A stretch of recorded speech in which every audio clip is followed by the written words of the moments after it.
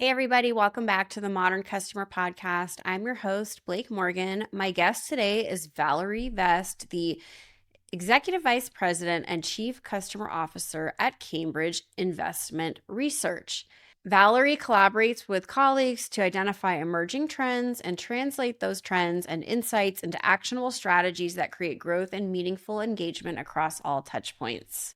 Valerie's also a founding member of CXO House, my brand new Chief Customer Experience Officer community. Learn more at cxohouse.com.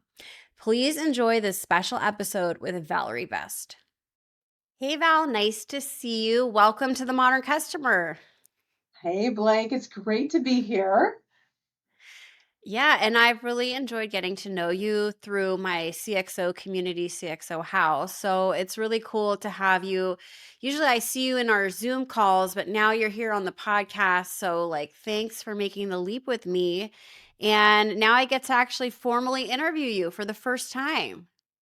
Well, I am excited. I know the first time I met you, I felt like I was meeting a superstar because I've listened to your podcast for a long time. And I always share it out with my team, like, you need to listen to this because there's such wisdom from you and from your guests. So I am honored to be here today. And it's a blast to be part of the CXO house. Awesome. Well, thanks so much for your support. And we have a lot to cover today. We have three main areas of the podcast, starting out with the toughest one, which is AI. But before we get into the whole AI thing, for those that aren't familiar, what is Cambridge Investment Research? Yeah, so maybe I'll describe it two different ways. I'll describe it to how I would share it like with my family who still don't know what I do after being in this industry for, a couple decades, in that we help support independent financial advisors. So we are a financial solutions organization. We are independent. We serve over 4,000 independent financial advisors across the country and provide them support like compliance and investment tools and just all around back office support, practice management. That's really important because, I mean, I can relate. I'm an entrepreneur, I do everything myself. I think in finance, that would be hard to be like a solopreneur or an independent. Right. Yeah, and that's exactly that. They are 4,000 entrepreneurs. And so how do we support them? How do we serve them? And in an industry that's highly regulated and give them that service, but yet still give them that independence to run their businesses the way they see is best for their clients. Well, let's actually talk about you and tell our audience a little about you for a minute. You actually have your Series 7 and a bunch of licenses. And I apologize because I am not like a finance expert. I mean, my brother works at Moody's, but I really don't even have all the language. But how did you know you wanted to go down the finance route and then become a leader? Yeah. It's interesting. I kind of always joke. I think most people don't grow up saying, "Hey, I want to work in the financial services industry." And that would be true for me. When I graduated from college, I got a job. I knew about a company, got a job and kind of, I'm going to just say stumbled into it. I always knew I wanted to be in business. I had been in some junior achievement programs in high school and I love the concept of that and what I learned and talking to different business people. And my first job out of college was in the retirement plan business. So I spent my time going to different companies with financial advisors talking about like their 401k plans. And Mhm. so it was so interesting to me because I got to see all these different kinds of companies for everything from, it could be a forced company to a law firm to, a small boutique beer company brewer. And so it was just so interesting to me to see all these different businesses and kind of learn about that. So, and during that time, I was always working with financial advisors. So that just kind of kept my career. I've always been client facing, always talking to the clients, whoever they are, whether they're the end client business owner or whether they are financial advisors. So it kind of really launched me into doing this work and I never got out of it. So let's talk about your role as Chief Experience Officer. How long have you been in the role? And tell us a little bit about what your scope is. This is Chief Experience Officer is the first time we've had this position at Cambridge Investment Research. And so I'm the first CXO here. And it's fun to be a part of it and really create and create that path forward of what that can be here at Cambridge. My view is I have a couple different hats. I lead our service experience team, so our service operations, client success. I hate to say the word call center because I think of it as so much more than that, but those types of teams all report up to me. I also have a small and mighty CX team that's kind of doing what the day-to-day blocking and tackling of CX around metrics, voice of our client, those types of things. And then I lead our digital experience team, which is essentially our product organization. And so partner very closely with the technology team, but with our product and digital experience team, focusing in on those technologies that we make available to our employees to deliver the great service experience that we want to deliver, and also those technologies that we deliver to our financial advisors. So I see technology and service, those two experiences going hand in glove together. Absolutely. What do you think some of the major challenges are for other chief experience officers today, those in the role like yourself? I think we're all struggling with data and metrics. Yeah.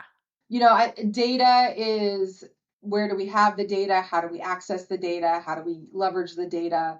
And then from there, how do we use those insights to actually take action on? And how do we make them available to our clients? All those kinds of different aspects of it. But I do think for really any business, but certainly for someone in this position, is the data is a big piece of what is, I'm going to say, elusive. I don't know that there's ever going to be perfection in this. We're always going to be evolving it and wanting to make it better.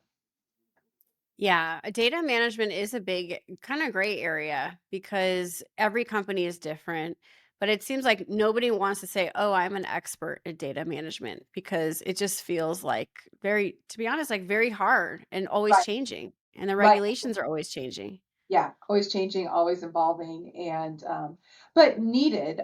And we make better decisions, and we can serve our customers better when we understand and have the data. Yes, and it's challenging in financial services because things are changing so quickly. That being said, I'm really excited to talk to you about AI. We've talked at length about this in at CXO House, the community, and everyone is doing something different with AI, but we're all in a way beginners because it's all new. Talk about your approach to AI and what you think the best way to approach AI is.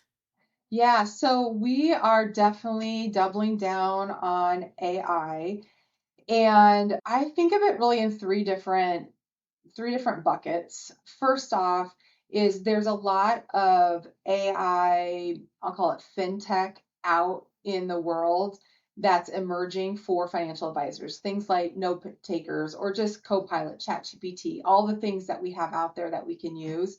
And so those are opportunities that we can make available to our employees and or to our financial advisors. So in that bucket, how do we look at what's out there, go through due diligence and make available a number of different options in all the different categories and know that that's continuing changing. So we have a lot of work around that.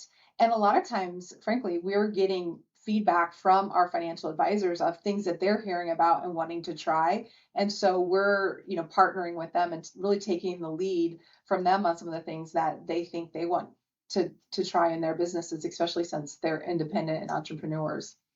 So that's the one Mhm. bucket that we have. And even how do we train up and support our employees and our advisors on some of those things? How do we train and create so that they can maximize, Copilot or whatever it might be, and really work it into their day-to-day actions and see those benefits. So we're continuously looking at, like, how do we support that? And that's something that didn't exist, even a year ago. You know, people are doing that new, the teams are building that out as we speak. The second bucket that we have is just creating what I call our own Cambridge large language model, where we've input, our compliance manuals and some of our operational manuals, and really training that up to answer the basic questions. and then making that available to our employees, but also making that available to our financial professionals. So if they want to call in, they certainly can call in and ask the question. But if they also want to just ask Indy for independence, our digital assistant, they can do that as well. So we've been training that and inputting it and just continue the evolution to give it more and more information so it can answer more and more questions. And then the third bucket has really been around agentic AI. And this is the been new and exciting. And just really, if you think about AI, it's been a lot about giving us information, but really we're still having to take action. What I've been able to Mhm. see and we've been able to do with agentic AI is take a sliver of the process of really looking at those transactional things that we're doing and taking a small sliver of what a human would do, the manual tasks of that, and creating an agentic AI. I call it a digital associate. I think that sounds a little bit better, but creating a digital associate to do those activities. And we're seeing, and this is like think about our industry, a lot of paperwork, a lot of forms, a lot of checking different data points. And so how can we help so our human employees aren't having to spend so much time in paperwork, and instead they can spend more time in that human connection with our financial advisors. And so that's been a lot Mhm. of fun. We've seen a lot. I don't say we've seen a lot of success. We are learning a lot, and I see how it's going to continue to evolve how we do business into the future. Yes. I mean, now we're seeing so many headlines about finance and AI, and there's still some trepidation. Do you think in the future we'll just have fully automated financial services with AI, no humans? I don't know. I don't think so. And I guess I think about what do the actual clients want? What does an end client want? I always think about what would my mom want? How does she want to with help with their finances? And they do want to talk to a financial advisor. They want to get that advice from a financial professional. And I don't see that piece going away. And I actually, even from the youngest generation, I have two college age kids. And as I see them coming into the workforce, I see them wanting that too. I think we make these presumptions that these kids that grew up in this digital age, they want a human connection and they want help. They're not experts in finance either. And so they want that personal connection. What I do think AI will do is make it so we can spend more time with that. Like I always say, none of us got into this business to do paperwork. So, how can we leverage digital associates to do that paperwork piece for us so that we can spend more time with human connection? Yeah, Just real quick, absolutely. quick stat, there's a McKinsey article out there that says by the year 2030, which is not that far away, there'll be 100,000 fewer financial advisors in the United States. And that is a lot. I mean, there's 300,000 ish total. So if you think about it, we need to enable our financial advisors to be able to do more and serve clients more. And we have to take some of this mundane paperwork off their plates so that they can provide the kind of service that we all want as end clients. That's amazing. So there's gonna be 100, you said 100,000 fewer financial service advisors. That's what the study says. So, and that's not very far away, 4 years away. So it's interesting because when you say that, my first thought was, oh, it's because AI is replacing them. But then I realized, oh, it's because there's a shortage of people that want to do that job. Is that right? It's that and the average age of the average advisor and people, there's not enough people coming into this business. Yeah. We could do a whole podcast about that. Yeah. Why? And then let's let's save that for another time, but let's talk back to you. I've really enjoyed getting to know you and talking to you, learning about your leadership style. For the audience that don't know your leadership style, being a chief experience officer is such a unique role. You even said it hasn't been around for very long, and I believe you're the first. So, Mhm. what is your leadership style?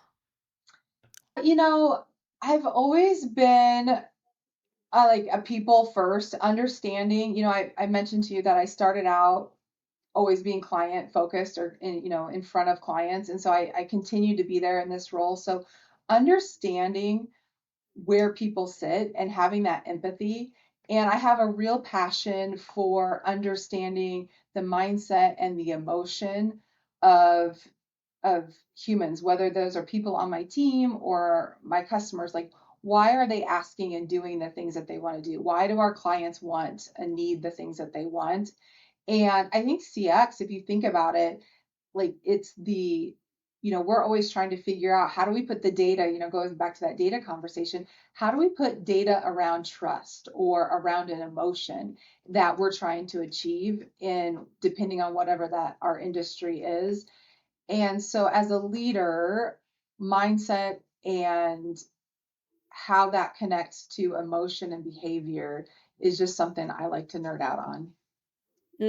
I love that. And mindset is so connected to leadership style because your own mindset really impacts how you lead and how you inspire others. Right, right. I like to think about, I'm a glass half full kind of person, an optimist, but I also realize that that can be a blind spot, especially we just got done talking about AI, and I don't want to think that it is going to solve everything, and it doesn't come without risks. I heard a great analogy around AI, and it's like fire. And it can fire's great. It can help you, cook food. It can keep you warm. It can be beautiful, on a fall evening and crackling and by a fire pit. But it can also burn your house down, or it can burn you, and it can be very dangerous, and we don't let our kids play with fire. So when you think about AI, and I think about that, but I also think about that with my leadership and being optimistic and positive, and I want to see all the good that is possible. But I also like to surround myself with people that are different from me, that have different mindsets, approach things differently, and can sometimes challenge, but at least just raise up different thoughts that maybe I haven't thought of. So definitely being open to other ideas and other people's opinions is always served me well. And I think as a CXO, it just highlights that because you're wanting to understand the voice of your clients, you're wanting to understand the voice of your employees. And so being interested and curious has served me well from that standpoint as a leader. Absolutely. I think being curious is just the best trait in the world for any human, no matter at work or in life. Just being curious is really the answer to everything. Let's talk about the evolution of customer experience in finance.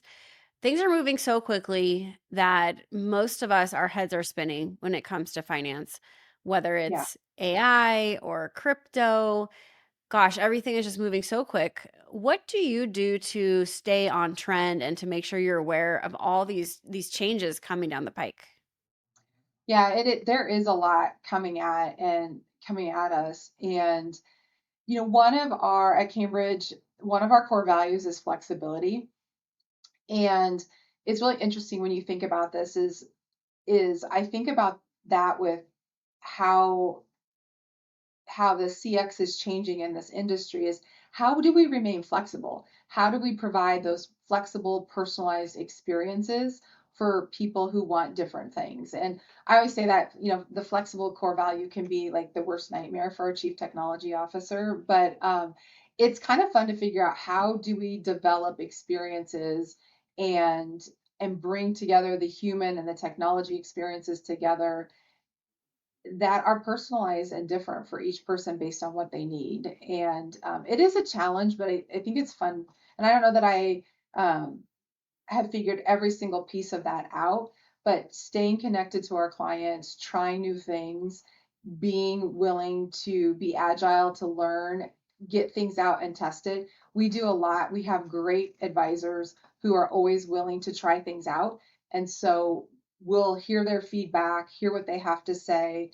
We'll mock up something, get their reaction, adjust it, then build it, get their feedback again, and just continue to evolve that. So I think that's the biggest key to all this is because AI, technology, the industry, CX is moving at such a rapid pace that we have to just be willing to continue to evolve. We're never going to just put a product or put a service out there and it's just going to be that way for maybe even a year. I mean, it's going to evolve the next quarter. And being open to that evolution, I think, is a big part of how we can be successful in the CX world, in financial Mhm. services, but and really in any industry.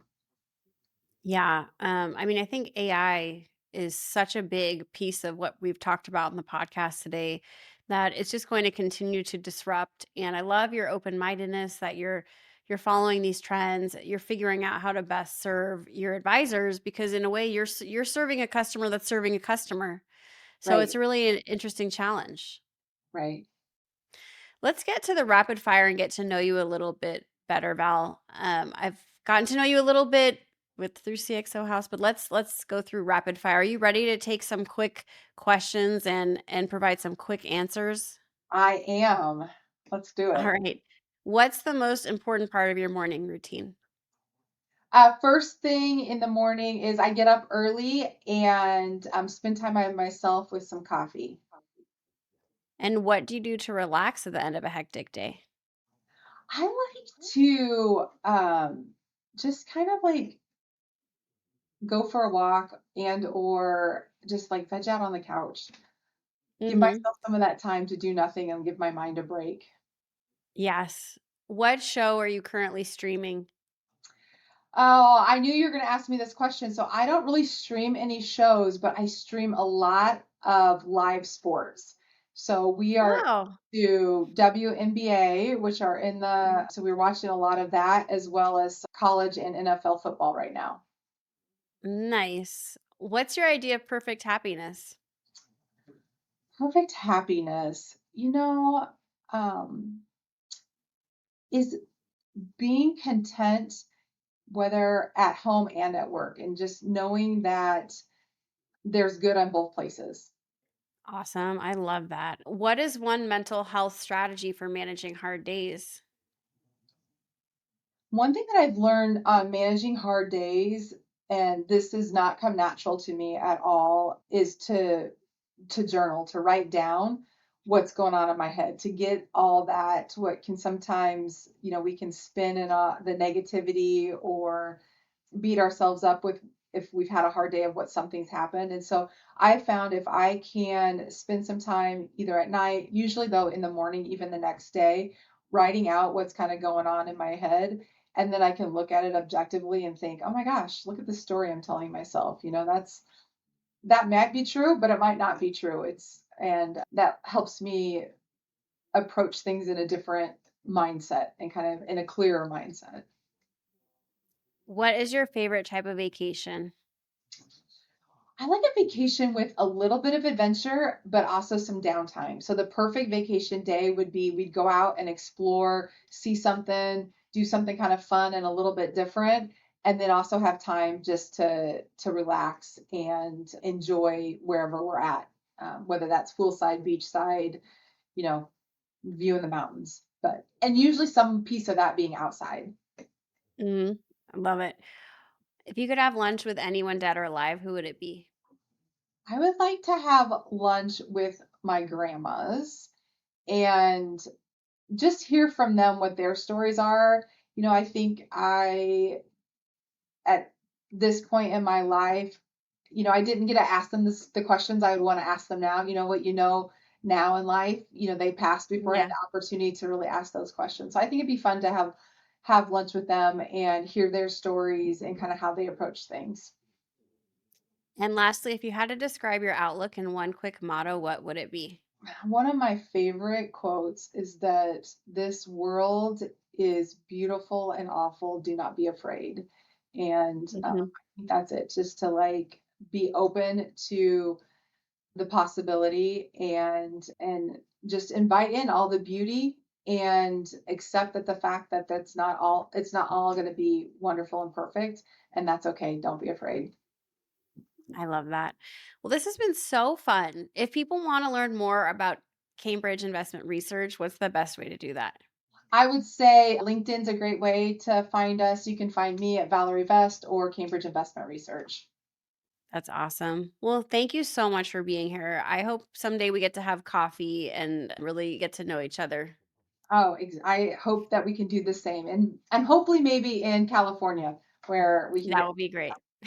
When yes. you come to San Diego to visit your kids. Oh, absolutely. Thanks so much, Blake. Thanks, Val. Everybody, you've been tuning into the Modern Customer Podcast. Thanks for watching. Until next time. Please don't forget to like or subscribe and follow my social content on other platforms where I post content daily, including X, Instagram, LinkedIn, TikTok, and more.